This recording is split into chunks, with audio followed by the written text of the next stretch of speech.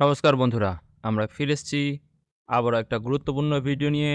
আজকের আমাদের এই ভিডিওতে দেখে নেব তোমরা যারা গত বছর ওয়েসিস স্কলারশিপ অ্যাপ্লাই করেছিলে, সেই ক্ষেত্রে এবছর তোমাদেরকে সেটা রিনিউ করতে হবে।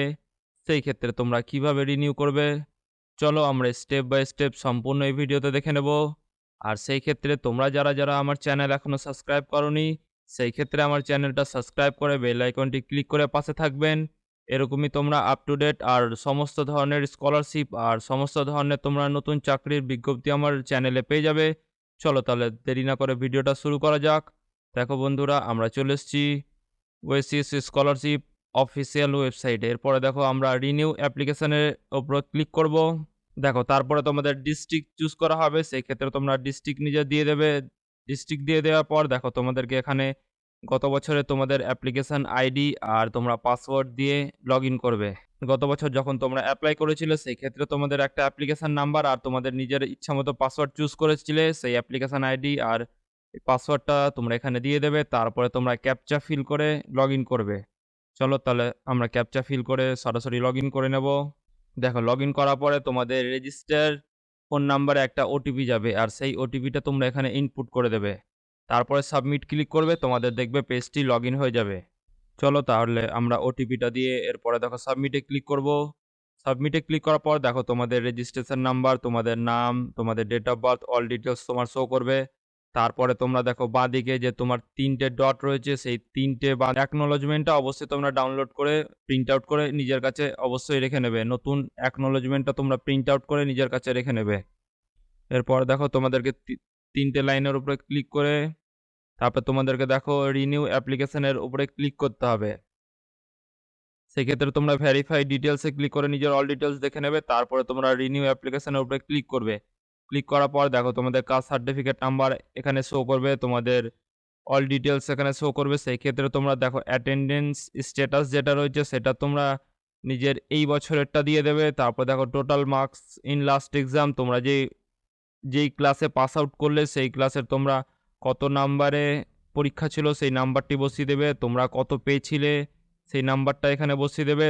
তারপরে টোটাল পার্সেন্টেজ তোমরা কত হয়েছে সেই নাম্বারের উপরে সেই পার্সেন্টেজটা বসিয়ে দেবে।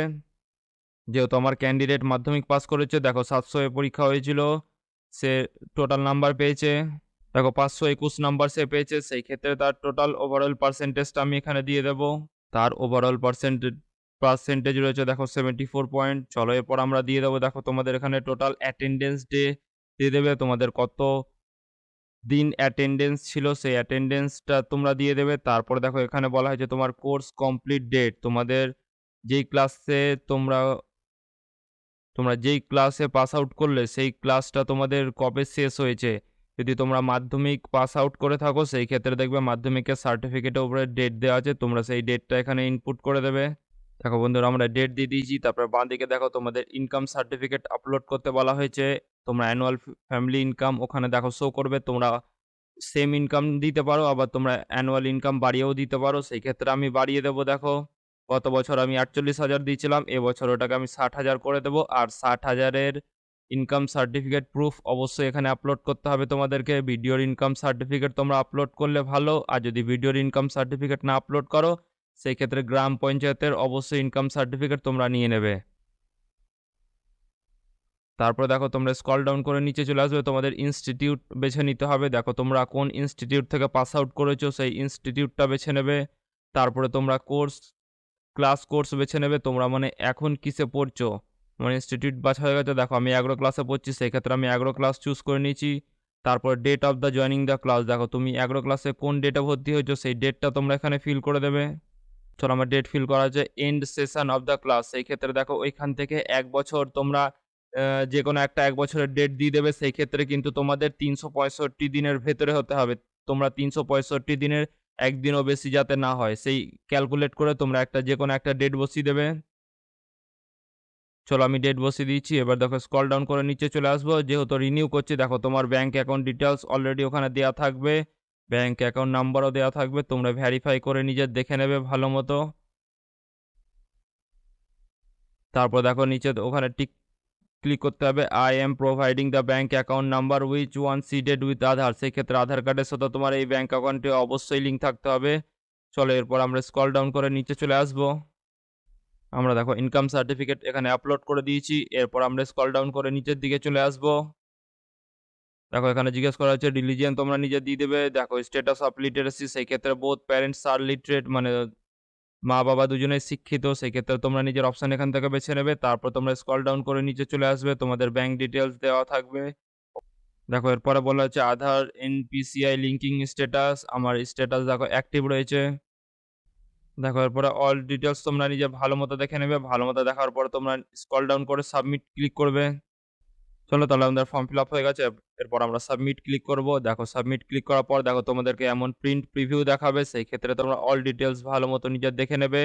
স্ক্রল ডাউন করে তোমরা ভালোমতো দেখে নেবে। তারপর দেখো ভেরিফাই অ্যান্ড লক অ্যাপ্লিকেশনের উপরে তোমরা ক্লিক করবে। তারপর দেখো তোমরা ওকে প্রেস করে দেবে।